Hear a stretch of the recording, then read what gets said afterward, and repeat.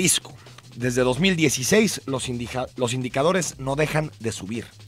Robos, homicidios, violaciones, extorsiones. Todas las estadísticas nos dicen que vivimos uno de los momentos más graves en materia de violencia y desafío al Estado. El año pasado cerró con cifras inimaginables y 2018 apunta a romper récords de nuevo. Se percibe en las calles y en las conversaciones públicas. Hay miedo e incertidumbre. Las volantas son una medida excepcional. Significa coartar la libertad de tránsito en pro de un bien público, garantizar la seguridad del jalisciense.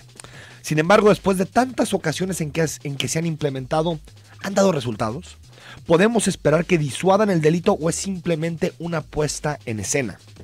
El gobierno que se va, el que encabeza Aristóteles Sandoval, fracasó en la encomienda y ahora recicla las estrategias que tiene a la mano. Y el gobierno entrante no ha dado ni una sola señal en esta agenda. Alfaro criticó ayer las volantas y dijo que no eran solución, pero no dice qué sí es solución. Mucha coordinación en las fotos y los anuncios, pero no vemos ideas nuevas en el horizonte. Ante la preocupación de una parte de la ciudadanía que percibe a sus autoridades rebasadas, falta una narrativa que convoque a los ciudadanos a forjar consensos y acordar una estrategia para los próximos años. Como sucede en la política, el gobernador saliente es lo que los americanos llaman un pato cojo, incapaz de dotar de certidumbre y credibilidad a su política de seguridad, y quien llega ha decidido moverse entre el silencio y la inauguración de obras municipales. La situación es muy grave y extrañamos una narrativa que nos haga pensar que existe un plan bien articulado y no ocurrencias para salir del paso. Soy Enrique Tucen y comenzamos Cara a Cara. A partir de este momento, estamos cara a cara con la política y sus protagonistas. Cara a cara con los temas sociales y económicos. Cara a cara con la agenda de Jalisco. En esta mesa caben todas las ideas. Promomedios Radio presenta Cara a Cara con el periodista Enrique Tucen.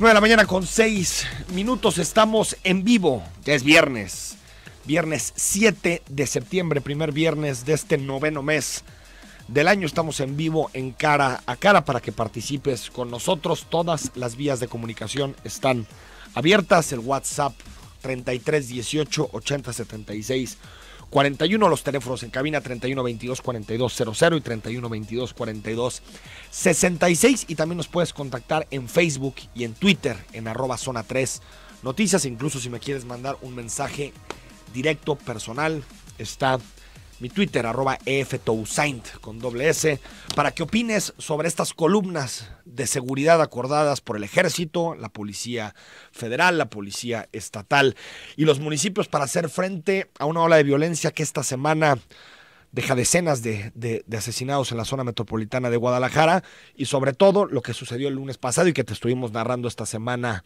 en Cara a Cara, el asesinato de 6 policías, 4 de Guadalajara y 2 de Zapopan, que despertó todas las alarmas y provocó el regreso de estas volantas, de estas columnas de seguridad que tienen todo este lado peligroso de vulnerar libertades y también de atentar o posiblemente atentar contra derechos humanos si existen prácticas nocivas en la implementación de estas columnas.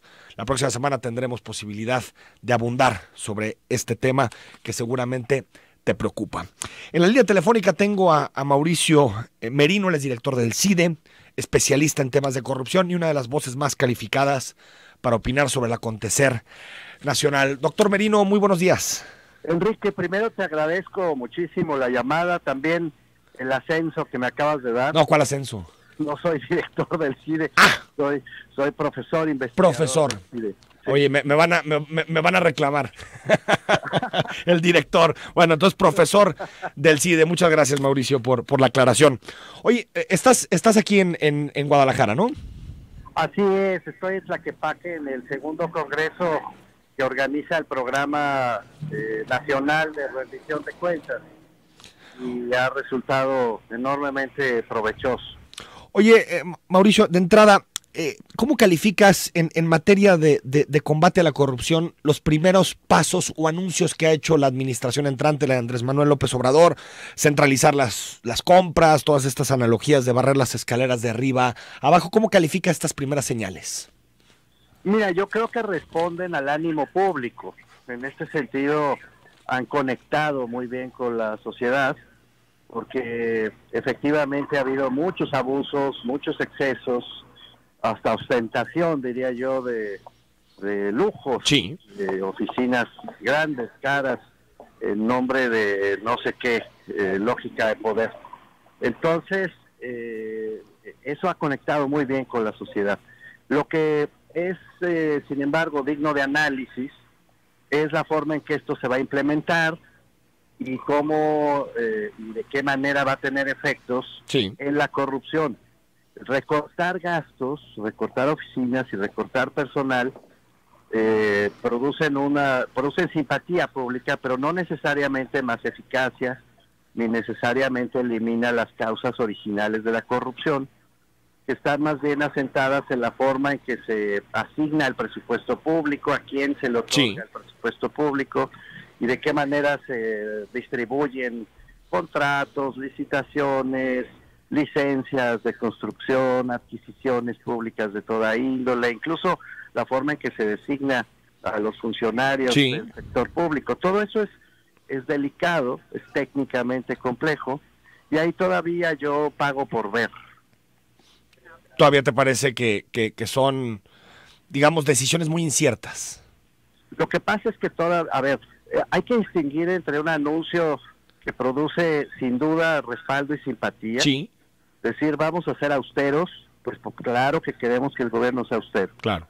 Decir, se va a reducir los salarios escandalosos de los más altos funcionarios, claro que produce simpatía pública. Decir, vamos a compactar oficinas que resulten inútiles, también resulta simpático y deseable. Sí, lo que dices es qué tan eficaz es para combatir la corrupción es otra cosa. Ese es otro cantar. Claro. Y esa otra parte, más técnica, más vinculada con lo que entrega el gobierno, con los resultados a los que se compromete, y la manera en que va a llegar a esos resultados, eso está todavía por verse. Y también está por verse el efecto político que van a tener en términos de la reconstrucción de un aparato político de dominación, todas estas decisiones. Eso preocupa a todos, ¿no? Por lo menos quienes creemos en la democracia, en la pluralidad y en los contrapesos, pues claro que nos preocupa un regreso al partido hegemónico, al país de un solo hombre y a la verticalidad de las decisiones. Todo eso es claro que nos preocupa. Entonces hay un contrapeso entre las buenas noticias anunciadas y el escepticismo razonable sobre la forma en que se van a llevar a cabo y sus efectos. El asunto es que en esta materia, Mauricio, parece que el gobierno de Enrique Peña Nieto le deja a López Obrador, pues digamos que el listón muy bajo por todos los casos de corrupción, como la Procuraduría ha ido cerrando algunos escándalos, el último tal vez esta semana, el de Gutiérrez en Chihuahua. Es decir, me parece que Andrés Manuel López Obrador con muy poquito puede dar una señal de que está trabajando en esta agenda. Sí, tienes toda la razón. El signo ominoso del sexenio que termina fue la corrupción. El signo que amenaza al próximo sexenio se llama justicia. Sí. Ahí hay que tener mucho cuidado. Y la justicia es la herramienta más importante, qué paradoja, para combatir la corrupción. No tengo duda de eso. Oye, Mauricio, has estado en Jalisco, por lo que he podido ver en redes sociales, te has reunido con los representantes del sistema estatal anticorrupción, con el auditor superior del Estado. Hemos acompañado en Jalisco mucho este proceso, si bien ha tenido dificultades, enfrentamientos, problemas también con el Ejecutivo, en el Congreso. Creo que más o menos ha ido saliendo el barco en materia del sistema estatal anticorrupción en Jalisco. De lo que has podido ver, de lo que has podido seguir del proceso local, ¿qué opinas de la implementación del sistema? Ayer tuve la fortuna de suscribir un convenio en mi calidad de coordinador del programa nacional que está convocando este congreso en Tlaquepaque, con el auditor superior de Jalisco, del estado de Jalisco, con la ASEJ. Y justamente comentaba yo que Jalisco está siendo pionero en buena parte de los cambios que propone el sistema anticorrupción. Tienen un comité de participación social muy activo, muy comprometido, están haciendo bien su trabajo creo que el cambio mismo en la Auditoría Superior de Jalisco, que había dado tantos dolores de cabeza al Estado, Totalmente. es ya de suyo una buena noticia. Tengo fe, tengo esperanza en el profesionalismo del auditor Jorge Ortiz. Creo que además hay un aliento de esperanza con el cambio electoral de Jalisco, Sí. porque el próximo gobernador, bueno, Enrique Alfaro, Sí, Alfaro. es una gente que comenzó su carrera política en Tlajomulco, comprometido con la transparencia. En fin, hay buenos signos en Jalisco, pero ayer también lo comentaba y lo digo hoy contigo, Enrique. Sí. Hay dos condiciones para que esto funcione. La primera es un servicio muy profesional, un servicio público muy profesional, no de cuates, ni de amigos, ni de leales, que es lo que también preocupa respecto al gobierno de la República, sino áreas profesionales, dirigidas por profesionales que se puedan evaluar y que si se equivocan se puedan ir. Y por el otro lado, una participación mucho más activa, no gritona, no tomadora de calles, sino una participación activa de la sociedad en los asuntos técnicos que atañen al combate a la corrupción. Necesitamos abrirles la información a la sociedad y organizar a la sociedad para que sea un contrapeso al ejercicio del poder. Oye, Mauricio, aquí hubo un tema, perdón, Mauricio, relacionado con los nombramientos. Se nombró el fiscal anticorrupción, creo que con respaldo de la ciudadanía. También se pudo avanzar en la formación del Comité de Participación Social. Sin embargo, estamos atorados en el asunto del dinero, es decir, están nombrados los funcionarios, pero no salen las partidas del Congreso, no se asignan. Tiene que ir el fiscal anticorrupción todavía con el Ejecutivo para decirle, oye, suéltame lana, plazas. ¿Cómo resolver ese problema que puede dinamitar la autonomía del sistema? Pues así, exactamente como lo estás diciendo. El Congreso es al mismo tiempo el lugar desde donde emanan todas estas reformas y puede ser también el yunque donde se rompan todas las reformas. Si el propio Congreso no se hace cargo del costo presupuestario de las decisiones que toma. El chiste no es echar leyes a la calle, sino hacerlas cumplir. Es en este sentido que la justicia es la clave del siguiente sexenio. Antes de despedirte, que sé que tienes una reunión, Mauricio, ¿qué opinas de la decisión del tribunal relacionado con el fideicomiso de Morena de apoyo a los damnificados? He escuchado versiones muy contrapuestas. Sí, pues es muy polémica, ya de suyo. A mí, la verdad, no me gusta la idea de que los partidos políticos, en este caso, estamos hablando de, pues no de un partido, sino de un movimiento nacional que llevó a Andrés Manuel a la presidencia. Entonces, pues se cocina con trastes distintos, ¿no? Pero aún así la señal que se emite para que puedan formar fideicomisos con dinero de personas privadas que se pueda utilizar en el periodo de campaña, ya para muy buenos propósitos, me parece que abre una puerta para muchas trampas posteriores. La señal política me incomoda muchísimo, la verdad. Creo que más allá de los argumentos técnicos, políticos que presenta el tribunal, según los cuales el INE no logró llegar hasta el último de los destinatarios de ese dinero. Tal vez se aceleró un poco, aunque creo que tenía razón Ciro Murayama, tal vez se aceleró un poquito en la resolución, ¿no? Es probable que se haya acelerado, como tú dices, pero la señal misma de formar fideicomisos privados está prohibida por la ley. Bueno, está prohibida incluso en el decálogo de López Obrador. Reciben mucho dinero público los partidos, hacen uso de unas cantidades inverosímiles de recursos para las campañas, y ya había sucedido en momentos previos que particulares le metieran dinero a las campañas con cualquier pretexto. Este fue el caso. El fideicomiso que propone López Obrador tiene buenas intenciones, pero es finalmente un instrumento de una bandería política en medio de una campaña política con dinero privado y que acaba siendo utilizado para efectos de propaganda política de manera inevitable. Pues sí, no estamos en el limbo, estábamos en campaña. Claro. El mensaje no me gusta, no entro a las discusiones técnicas, te confieso, Enrique, porque no he leído la letra del dictamen, pero la señal no me gusta.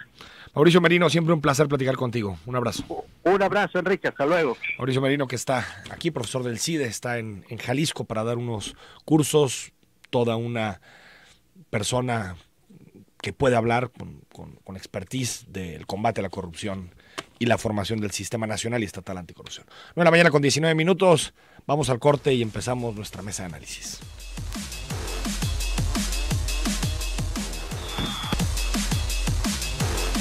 9:23 a.m, escríbenos, el WhatsApp está abierto, 3318 80 76 41. Bueno, hoy analizamos los plásticos que conviven con nosotros todos los días, cuando vamos a las tiendas, cuando vamos al súper, cuando pedimos un popote en algún lugar. El plástico está prácticamente en todos lados y hay iniciativas legislativas, hay propuestas también para ver cómo regulamos temas que seguramente, y lo estamos viendo, afectan al medio ambiente y afectan la sustentabilidad de nuestra ciudad. Magdalena Ruiz Mejía, secretaria de Medio Ambiente y Desarrollo Territorial, ¿cómo estás, Magda? Muy contenta de estar aquí con todos ustedes, es un verdadero gusto y privilegio.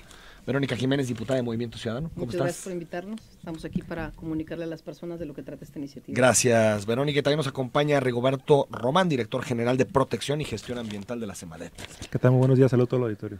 Oye, a ver, platícanos, diputada, algunos elementos relacionados con tu iniciativa. Mira, la iniciativa es una reforma a la Ley de Equilibrio Ecológico del Estado de Jalisco. Lo que nosotros estamos proponiendo es que se disminuya la utilización de los plásticos y que mutemos a un material más amigable en la industria para que los que se proporcionen no causen el daño que se está causando actualmente. En este tema hemos tenido muchísimas reuniones con industriales, con empresarios, y debo decirte con enorme satisfacción que hemos recibido una muy buena respuesta, que los industriales se han puesto las pilas, que nos están apoyando incluso en la elaboración de la norma técnica, y que la gente de la Cámara de Comercio, de los restauranteros, están con toda la disposición a empezar a abatir el uso del plástico desde antes que esta iniciativa se apruebe y entre en vigor. Por lo que entiendo, lo que pude leer en las notas de la iniciativa, lo que señalan es que se utilicen bolsas de plástico o que se comercialicen bolsas de plástico en Jalisco que estén fabricadas con al menos 80% de material reciclado. Sí, mira, este tema lo sacamos a partir de las mesas de trabajo con los industriales. Originalmente habíamos hablado solamente de biodegradable a corto plazo o composteable, pero ya hay industria en Jalisco que utiliza entre el 80 y el 100% del material en reciclado. Entonces nos parece importante retomar el tema porque todo el plástico que ya tenemos en este momento y que ya está en nuestras casas necesitamos darle un buen término. Y la forma de darle un buen término es también apoyando que sea reciclado. Sabemos que ya hay industria en Jalisco, incluso en Arandas, que es piloto de estos programas, y además pues siendo el municipio que es líder en la comercialización y que tienen toda la disponibilidad para aplicar estas medidas y para apoyar a otros industriales que no han iniciado con este proceso. Digo, me parece muy satisfactorio ver que hay una muy buena recepción de esta iniciativa entre los industriales. Secretaria, ¿cómo ves la iniciativa y si es suficiente, si habría que apostar por más? Bien, anteponiendo que es necesaria, es una problemática realmente grave, sustantiva, el tema del fondo de la iniciativa de la reducción de los plásticos. Sí, lo que alcanzamos a ver nosotros es que hay que trabajarle más en cuestiones de sustentos técnicos, diagnósticos, procedimientos diferenciados y hablar ya entonces de un proceso de transición con más claridades. Por supuesto, entonces, la iniciativa es como el inicio que debe de detonar todo un abanico en donde nosotros lo que alcanzamos a ver que si bien bolsas y popotes es como lo más visible, la problemática del plástico es todavía más grande. O sea, nosotros estamos utilizando plásticos que no alcanzamos a ver porque estamos fuera de la ciudad. Un popote es casi nada y el volumen es muy poco en lo que al final puede... Es lo más mediático, ¿no? El popote. Mira, eso lo pudiera entender, pero por ejemplo... toda la productividad agropecuaria está utilizando plásticos, toda la industria de la construcción, embalajes, hay un sobreembalaje en todo el proceso de producción. Y lo más terrible es que el embalaje se queda siempre como pasivo ambiental y no está incorporado en la cadena de consumo y de producción. O sea, la Ley General de Residuos da claras indicaciones de que siempre la responsabilidad de los residuos es del generador. Y entonces la iniciativa... Es el constructor, el agropecuario. Nosotros mismos. Exactamente. Entonces, esa es como una primera vista. Muy necesario empezar a hablar de reducir, de hacer procesos de transición. Lo que yo creo es definitivamente tener entonces todos estos procesos más claros, porque un año se me hace en realidad como poco tiempo para poder estar dando ese salto cualitativo. Porque entonces si no se va a tropezar como está tropezada la norma de separación de residuos, que desde su inicio hasta la fecha, muy necesaria, no se ha podido implementar, si me doy a entender. La NOM de separación es como la XYZ de todo un proceso de ABCDF de gestión de residuos que todavía nos falta por caminar. Entonces, lo que celebro, por supuesto, de que se vaya dando todo el diagnóstico debe de ser todo el tiempo, no solamente con las cámaras, debe de haber todo un análisis de la cadena de producción y entonces de consumo, para entonces tener claridades y asertividades con cada uno de estos temas. Entonces, y por último, creo que ya hay una ley estatal de gestión integral de residuos que le cabe esta iniciativa como más la ropa todavía más. O sea, de la ley general, que es, la ley estatal del equilibrio ecológico, que es general, que debe denunciar cosas todavía más generales, ya está la ley estatal de gestión integral de residuos, y ahí puede caber muy bien un capitulado diferenciado en el tema de todo el manejo y transición de plásticos. ¿Por dónde deberíamos empezar, Rigoberto, en esta discusión? Híjole, bueno, la discusión, primero, y comparten aquí la diputada y la secretaria, tenemos un problema, eso es obvio. El tema de la responsabilidad es la parte principal, ¿no? No podemos estar todavía generando residuos que no tienen por qué ser generados de inicio. O sea, hay residuos que no tendrían por qué, cuando voy a la tienda o a alguna parte, ni siquiera existir como tal. Entonces, un residuo que no se genera es un residuo que nos tiene que manejar, obvio, ¿no? Comparto la parte de iniciar con el tema de diagnósticos. O sea, es muy bueno que estén sumados los industriales. Siempre que se hace algo en el tema de residuos, se tiene que hacer acompañado de toda la cadena. Te pongo un claro ejemplo. Cuando trabajamos con la CEMIC, la Cámara de la Industria de la Construcción, se vino el tren ligero. Iba a generar 2 millones de metros cúbicos de excavación. Nos juntamos con la CEMIC, nos juntamos con las universidades, se generó una norma estatal de manejo de residuos de la construcción. Tenemos actualmente 7 sitios autorizados por la Secretaría para manejar los residuos, y estamos por sacar un plan colectivo de todos los constructores del Estado para el manejo de los residuos. En el tema de residuos de manejo especial, llantas, plásticos, escombros, electrónicos, es muy similar al tema de verificación. Si bien es cierto, puedes llegar a legislar y a poner multas, parámetros, metas, también es cierto que cada vez que mueves algo, estás moviendo una cadena detrás muy grande, ¿no? Una cadena en la que no solamente están incluidos los industriales, estamos incluidos todos, ¿no? Puede ser a través de multas, impuestos, comunicación, etc.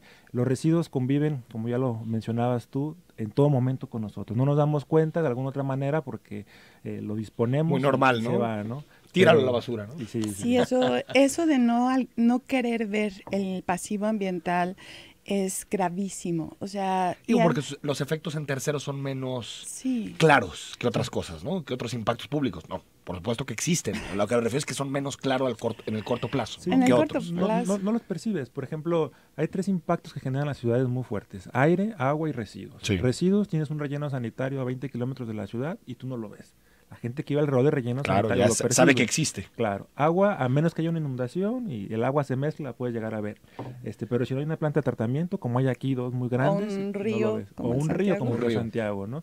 Y el aire a lo mejor, desgraciadamente, no lo ves, lo percibes, ¿no? Entonces los pasivos ambientales muy pocas veces están a un lado tuyo, ¿no? Pero es difícil ser sensible, ¿no?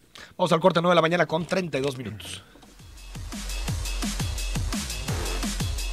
6 minutos, está abierto el WhatsApp para que opines. Hablamos sobre plásticos, pero en general sobre desechos, qué hacer con ellos, cómo cambiar nuestra conducta, los impactos que genera también en terceros, en el medio ambiente y en nosotros mismos. Diputada, ¿qué otros elementos tiene la propuesta? Y si solamente está digamos, restringida al tema de los plásticos? En este momento nos fuimos al tema de plásticos de un solo uso, sobre todo bolsa y popote. De hecho, la iniciativa lo marca tal cual, bolsa y popote. Lo que nosotros estamos pidiendo no solamente sustituir un producto por otro, sino empezar a desincentivar el uso del plástico en la sociedad. Creo que a pesar de que el tiempo ha sido corto, la sociedad nos ha respondido muy bien. Hay incluso empresas que ya se han puesto las pilas y están dejando de ofertar la bolsa. Están sugiriéndole a sus clientes que lleven material para ellos almacenar, o les otorgan la bolsa y les dicen, bueno, vamos a otorgarle la bolsa, pero les sugerimos que eso ya nos está ayudando a nosotros desde este momento para que vayamos consumiendo en menor medida el plástico. El tema del uso agropecuario del plástico, precisamente nos lo comentaban en Arandas, es demasiado, lo utilizan para todos los invernaderos, la semilla, pero ellos ya lo están reciclando y lo están convirtiendo en bolsa. Entonces, lo que nosotros queremos es con el reciclaje ponerle un valor al plástico y que dejemos de verlo como un desecho, sino es algo que ya vale porque te lo van a comprar. En Arandas ya hay un ejercicio local donde las personas pueden ir a vender el plástico, te lo compran de manera directa, ellos tienen centros de reciclaje y están reciclando su plástico. O sea, si lo puedo hacer en un municipio, ¿por qué no lo podemos hacer a nivel estatal? ¿Hay alguna sanción? ¿Se contemplan multas? ¿Se contemplan impuestos? Mira, aquí es bien importante entender que el proceso de la iniciativa sigue corriendo, pero viene después el proceso de la elaboración de la norma técnica, que es la que nos va a decir qué sí se vale y qué es lo que no se vale, que es la que generaremos con industriales, académicos. Pero también a la par viene el tema del reglamento municipal. Los municipios tendrán que adecuar su reglamento y ellos serán los encargados de sancionar, multar, apercibir, clausurar. Rigoberto, ¿qué otras experiencias internacionales que nos dicen que es propicio en materia de políticas públicas o fiscales para poder reducir el uso de plástico? Por ejemplo, Starbucks anunció que en 2020 va a dejar de dar popotes, se volvió muy mediático la discusión. ¿Qué se debe hacer? ¿Impuestos, sanciones, qué? Mira, creo que siempre son, yo veo varias vías, ¿no? Una vía siempre será la concientización, o sea, hacerle ver a las personas el impacto que está generando. Digo, esa no nos está dando resultados, sí, está no, claro, ¿no? Pero a final de cuentas se tiene que trabajar, porque si no te pongo un ejemplo, en la Secretaría tenemos trabajando ya 3 meses y queremos hacer la Secretaría un espacio libre de unicel. Entonces, no fue una decisión bajada por la bióloga decir, el día de mañana no entra unicel, no. Nos sentamos con todas las personas, nos sentamos con los proveedores que llevan comida a la Secretaría, se platicó con todos, se estableció una serie de muestreos y poco a poco se fue monitoreando. Entonces, o sea, es claro que si bien puedes establecer una ley, una sanción, un impuesto, tienes que ir comunicando a la gente, ¿no? A final de cuentas, va a terminar, obvio, una decisión que la gente tenga que acatar como tal, pero sí tiene que ser el tema de sensibilización. En el tema de plásticos, al igual que en el tema de pilas, electrónicos, llantas, etc., debe haber una responsabilidad desde la persona que lo fabrica, sí, para recuperar esas bolsas como tal, ¿no? Si yo soy un productor de pilas, un productor de llantas o algo, la ley me obliga a hacer un programa para copiar. Ahorita hemos trabajado con el PNUD en el tema de residuos electrónicos. Entonces hay compañías, por ejemplo, como Mac o electrónicas, que están haciendo programas de recuperación de sus aparatos, ¿no? Entonces no solamente te vendo el equipo. ¿Pero eso lo hacen porque quieren o hay una ley que los mandata? La NORM 061 de Semarnat de residuos de manejo especial trata de eso. O sea, actualmente todos los residuos de manejo especial y algunos residuos peligrosos tienen por ley que regresar o tener tasas de recuperación de las empresas que los generan, ¿no? Entonces, la ley ya lo establece, puede ser a través de un programa de manejo, eso ya está, puede ser a través de una norma, un reglamento, una ley. Al final de cuentas, cómo se estructure la parte legislativa y la parte operativa, no quiero decir que lo de menos es lo más importante, pero depende mucho de cada estado y de cómo los industriales de la sociedad lo vayan viendo.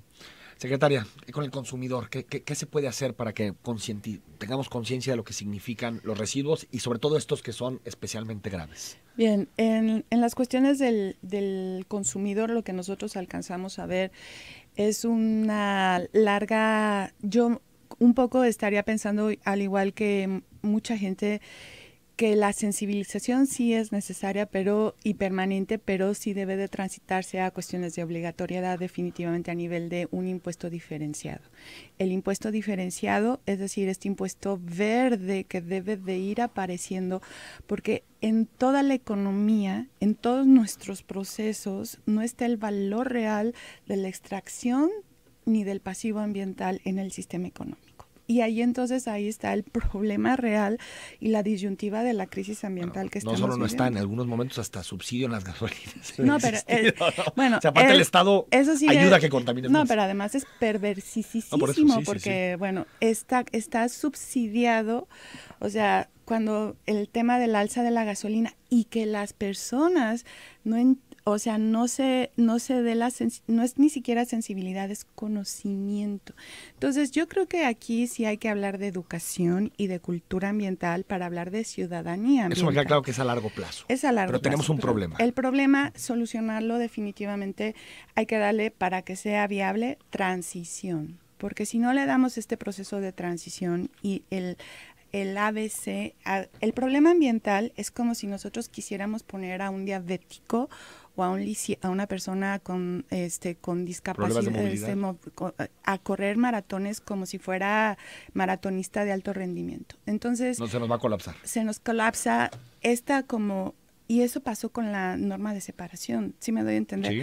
Entonces, no existían los hábitos, ni las instituciones, ni los procesos. Ni las capacidades operativas instaladas en los municipios, ni las capacidades técnicas, ni las capacidades mínimas de manejo de residuos para que se dieran todos estos pasos Entonces, es como este proceso de transición con los industriales, que los académicos vayamos encontrando, y lo visible, y si bien yo puedo celebrar bolsa y popote, es lo más visible, pero también hay que meternos a donde están. ¿Qué porcentaje será el plástico, bolsas y popotes? Casi hay otra producción de plástico a donde yo llamaría la atención, que es el plástico industrial, el plástico relacionado con los electrónicos, el agroplástico, donde también no lo alcanzamos a ver y está generando impactos completamente gigantescos. Entonces lo que dice, secretaria, es apostar por una ley de transición entre el actual modelo y un nuevo modelo, y que se dé un plazo. El plazo nos los están marcando al final. Naciones Unidas nos ha dado como plazos 2030, o sea, también hay que dar como plazos de largo plazo para la consecución de los objetivos del milenio. Entonces, en esa misma lógica, la transición de un consumo, eso lo está haciendo, por ejemplo, California. California, con el manejo de los vehículos, empezó con metas del 20 y después del 30, ahora van por el 50, o sea, poco a poco hasta llegar... O sea, ¿no reestructurados cada sexenio, cada trienio? A 80, Alemania está prospectando eléctricos y híbridos al 2030 en un 80% ya de consumo de autos. Entonces, este es un poco Tiene que ser paulatino. Tiene que ser paulatino. Ahora, yo me iría, si lo visible permite cuestiones de sensibilización, como las bolsas y los popotes, entonces hay que arropar muy bien el tema de esto visible. Todo un programa de, como bien dice Rigo, de sensibilización, de comunicación estratégica, además de poner este impuesto diferenciado significativo. Porque no solamente... Cuando dices significativo es que te duela a la hora de pedir una bolsa en el súper. O sea, que aparezca ya esos 20 centavos, 50 centavos. Pero ya te estés dando cuenta que te están cobrando algo por pedir bolsas. Exactamente. Porque si no lo vas dándole también el valor de la responsabilidad de tu decisión, entonces... ¿Eso puede ser local, secretaria? Por supuesto. ¿Estatal? ¿Eso se puede implementar desde aquí? ¿O es un impuesto que tiene que ser federal? Yo digo que sí. Acabamos de publicar hace 2 semanas la primera guía nacional de sistemas tarifarios municipales, ¿no? Te pongo un ejemplo. Desde el 85 el municipio de Mérida cobran los residuos en las casas. Entonces, en tu casa, así como te llega tu recibo del agua, te llega tu recibo de residuos. Hay 17 municipios en el país que cobran los residuos de las casas. Tú actualmente pagas al año 1,500 pesos en propinas porque se lleven tus residuos. Si ese dinero lo transformaras en un impuesto, pagarías la mitad. Viendo el Banco Mundial hacer un ejercicio con Zapopan y algunos municipios, hicieron cuentas de cuánto se gastaba en bolsa, diésel, operadores, y se dieron cuenta que... Es que eso no lo contabilizas, los 10 pesos que das cada que pones de la basura. Entonces, siempre hay un gasto intrínseco en el manejo de los residuos, que nunca se cobra. ¿Se puede o no, diputada? Es que no sé, en materia fiscal si analizamos es muy el tema, de hecho nosotros analizamos incluso donde ya se generó este impuesto, y la realidad es que no han acabado con el uso de la bolsa. O sea, sí ha disminuido, pero no ha acabado el uso de la bolsa. Nosotros, claro que le estamos aportando al tema de la educación, claro que le estamos apostando al tema de la socialización. El tema del reciclaje es fundamental en esta iniciativa, aprovechar todo este tipo de plásticos que ya se aprovechan en algunas industrias. Y el tema del plazo me parece súper importante. Si nosotros generamos 10 años más de residuos de este tipo, o sea, no podemos seguir colapsando. Yo lo que sí les comento es que no es una medida tajante, no es que en el 2020 vaya a llegar y te voy a sancionar. es que los municipios lo van haciendo de manera paulatina. Todo eso está establecido primero en comercios grandes, luego vamos a comercios pequeños. O sea, sí existe sí hay un paso a paso. Sistema paulatino. ¿Qué vamos a hacer? Pues sentarnos con los municipios entrantes para explicarles cómo opera la norma y luego que no quede esto ahí atorado o que se preste a la interpretación. Si queremos amarrar como los pequeños... El tiempo lo da precisamente el diagnóstico. O sea, el tiempo el tiempo se ajusta precisamente a través del diagnóstico.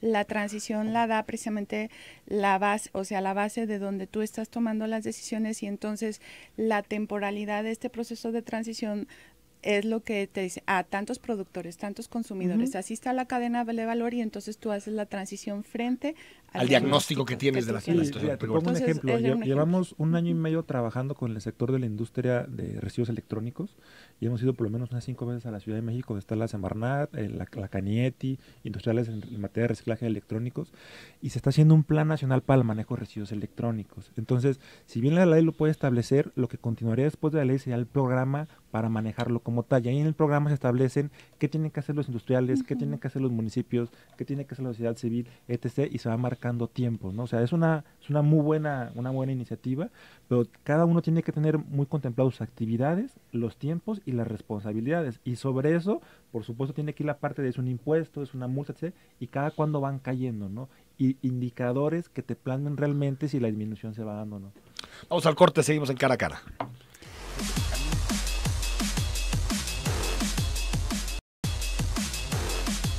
De la mañana con 52 minutos, muchos mensajes, participación del tema que debatimos esta mañana sobre los plásticos, los residuos, qué hacer con ellos, cómo concientizarnos del impacto que estamos generando en el medio ambiente y en nosotros mismos. Dice 7695, acabemos con el plástico antes de que nos acabe, sin tanto rollo y retórica. El lago de Atitlán en Guatemala prohibió el plástico, Chapala no. Chile prohibió el plástico, México no. Comparto integralmente tu preocupación ambiental tratando de hacer un balance de los beneficios de la minería de la comarca lagunera comprendida entre Lerdo. Nos dice, bueno, es un mensaje muy largo, siguiendo con esa preocupación, destruir el medio ambiente es tan estúpido como cortar la rama que nos está sosteniendo. Bueno, nos habla de varios casos. Muchas gracias por tu comentario 7695. Por cuestión de tiempo no podemos leerlo todo, pero sí, creo que más o menos trasladamos el centro de tu preocupación. Bueno, aquí ya salió el tema de los taqueros, que gastan muchos plásticos en los platos, no lavarlos. ¿Qué se puede hacer ahí, Rigoberto? Sí, lo que platicamos. Porque no vamos a dejar de comer tacos, sí, estamos de acuerdo. Al inicio de la ¿cómo se llama? De la entrevista el tema de los residuos es un tema de actitudes y de conciencia. Si bien es cierto que está la parte coercitiva, ¿qué pasaría si yo voy a comprar unos tacos y en vez de esperar que me den un recipiente unicel, una bolsa donde estén los tacos y 5 bolsitas con salsas, o dos a la salsa, ¿no? O dos a la salsa y los limones y etc. Me llevo mis toppers, ¿no? O sea, pues nadie quiere agarrar eso de su casa. Es un tema de cultura como tal, ¿no? Es inclusive más económico para los taqueros. O sea, te verían extraño, ¿no? Mira, que se trae su topper. Sí, a mí me pasa, porque ya me ven llegar con cariño. Con cariño, ya vienen con su topper por los tacos. Lo hicimos en la Secretaría con el tema de espacio libre de Unicel y fue muy interesante ver cómo las personas que venden comida de repente llegaban en la mañana y recogían todos los toppers, ¿no? Y los toppers llevaban el nombre. Entonces te regresaba en el topper a lo de la comida tu alimento, ¿no? Entonces es un tema de que la gente participe, ¿no? En el momento en que la gente toma conciencia de que puede disminuir la cantidad de residuos, en ese momento automáticamente residuos aparecen. Y tampoco te implica demasiado, ¿no, diputado? No, es que estás consumiendo innecesariamente ya, o sea, yo digo, ¿por qué no volver a lo de antes? Yo iba al pozole con mi mamá, me mandaba con la olla, o me mandaba los tacos con el plato, o me mandaba el mandado con la bolsa, o sea, ese tema del plástico se empezó a generar y ahora creemos que lo necesitamos cuando en realidad hay muchas maneras de suplirlo y de ser un poco más conscientes. Yo creo que ha sido bien recibida, ¿eh? Yo creo que la gente está tomando conciencia. Ya me ha tocado mucha gente que ya no pide bolsa en el súper o que llega con su bolsa esta de reuso. Yo lo veo en los entornos universitarios mucho, ya mucha conciencia. Mira, al final las reflexiones y en total coincidencia, los líderes, y voy a citar a uno, y no porque sea, pero el Papa Francisco en Laudato Si hace una reflexión que a mí se me hace realmente muy clara. Realmente para poder nosotros armonizarnos con esta visión, con la tierra y esta tierra que queremos retomar, porque no la tenemos bien, está una crisis Está ambiental, enferma, sí. pero no está enferma de cáncer. Sí. O sea, no estoy enferma de gripita. De gripita. O sea, estamos enfermándonos y enfermando nuestro capital natural. Es un cambio radical basado en la frugalidad y en la austeridad. Estamos consumiendo más de lo que podemos sostener a nivel de los recursos naturales. Si fuéramos estadounidenses necesitaríamos 5 tierras, si fuéramos europeos necesitaríamos 1,5 tierras. Si fuéramos al año, hay un día que dicen, en agosto, el 1 de agosto, ya consumimos todos los recursos naturales en la humanidad y después del 1 de agosto viene un sobreconsumo de los recursos. Después del 1 de agosto. Del 1 de agosto. Digamos que 7 meses. O sea, la Tierra nos da para 7 meses. Estamos en equilibrio. Por cómo lo consumimos. Y es el consumo. Es el consumo del agua, del carro, de la ciudad, de los plásticos. Entonces, el llamado es que vamos a tener que aprender nuevamente a ser austeros y frugales. Así de sencillo. Sí, no hay otra tierra. No hay otra tierra. Armando Contreras dice, soy Armando, ¿por qué creen que el plástico es el problema? El problema es la gente. Si todo se reciclara, sería otra cosa. Pues sí. Es que, bueno. Dice Blanca Moreno, Enrique, buenos días, excelente mesa. ¿Qué hay de las tintorerías? Usan bolsas diariamente, sí. Sí. Cierto. Por eso nos ayuda mucho que el municipio es quien va a revisar y ellos son los que se encargan de estar reglamentando el comercio en la ciudad.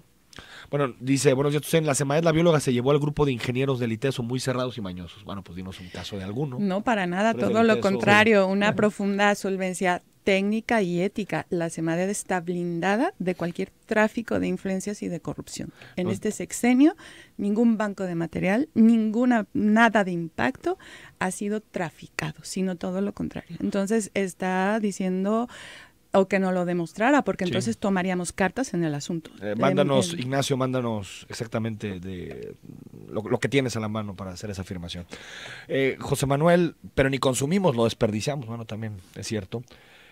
Manuel Godoy, el problema es que la gente perdió la cultura de ir a la tienda con su bolsa, su balde para los refrescos, y las empresas refresqueras y cervezas quitan ya todo y lo hacen todo desechable.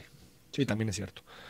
Salvador Ansaldo, buenos días, favor de preguntar al titular de Semarnat cómo es posible que hayan determinado que la zona de las vías panamericanas no sea importante para las recargas hidrológicas. ¿Lo contesto ahorita? Sí, con nos muchísimo queda un gusto. minuto, pero... Claro que sí. Lo que vimos era de que se habla del Bajío como si fuera toda una unidad. Y lo que nosotros descubrimos a partir de estudios es que el Bajío está diferenciado y las zonas más importantes de recarga no está en el edificio de las villas que panamericanas. Por Rancho Contento, ¿no? Decías. Por Rancho Contento. De hecho, hay zonas impermeables en el Bajío, como lo demuestra la acumulación natural que se hace todo el temporal de lluvias en la parte donde se hace una lagunita.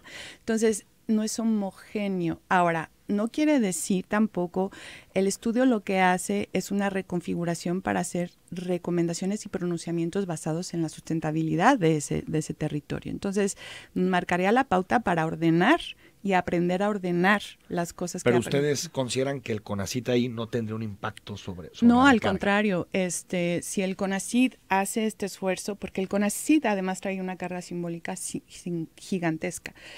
Todo un edificio basado en certificaciones LEED, triple tubería, ecoeficiencia, y que además acompañe al resto de los edificios que ya están en el Bajío para la reconversión que deben de tener. Rigoberto, gracias por estar con nosotros. No, gracias por la invitación. Secretaria, gracias por acompañarnos. Un privilegio siempre. Verónica, gracias por Muchísimas estar gracias. aquí. Ahí queda el debate abierto, quedaron muchos mensajes que no pudimos leer, por supuesto que te los trasladamos, diputada secretaria, también para que le podamos dar respuesta. Soy Enrique Tuceni, hasta el lunes a las 9.